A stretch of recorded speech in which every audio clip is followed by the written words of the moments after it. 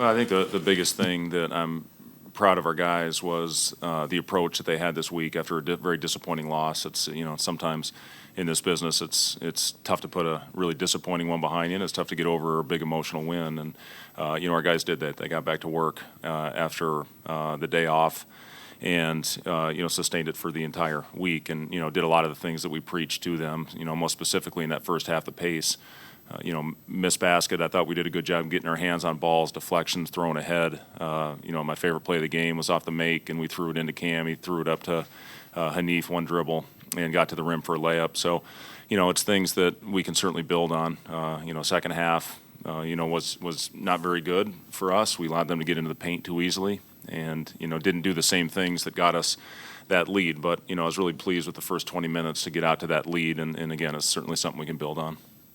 Was just making shots being the difference. It helps. It helps when the ball's going in the hoop. Yeah, you see it going to hoop, and it's funny, in this game how confidence works, and it's the single most important thing. If you have it, you have a chance. If you don't, you're going to struggle out there. And the confidence I thought was built in the defensive end, and I thought it started with Hanif. He really battled, Doug Wilson out there, who's having a monster year. So far, he's given up size. We ran a couple double teams at him to create some deflections, but I thought Hanif did a really good job of staying in front of him, which is not easy to do. He's a heck of a player, and that's what got some of those missed shots, and that's what got us out in the break. How much you talked to Ivan about being able to get in there and rebound and help you guys?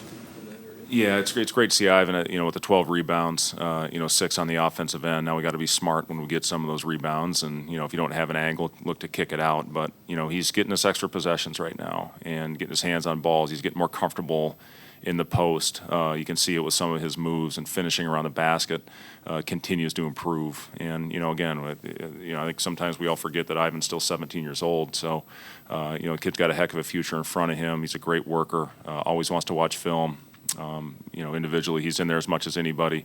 He battled tonight. And, again, we're going to need him all throughout the season. There's some big bodies, obviously, in this league.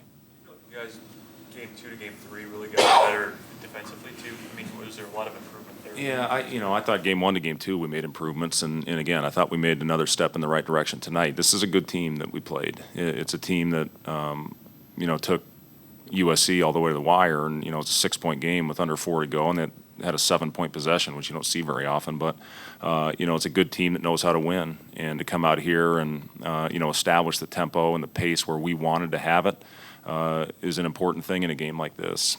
We did not do that against Riverside. We did it for a very small portion of that game, and allowed them to dictate tempo in the second half. But for us, especially in that first half, it was a thing of beauty. That thing was flying up the floor, and it was fun to watch. Is that the ideal speed? Particularly in those first 20 minutes, is that ideal what you want? Yeah, if you can play with that kind of speed and still play under control, which I thought we did. I didn't ever think that we got too far out of control. We had 11 turnovers, but some of those were travels. I didn't think we were making too many home run type plays. I thought we were making simple plays, and when we have ball movement like that, good things tend to happen.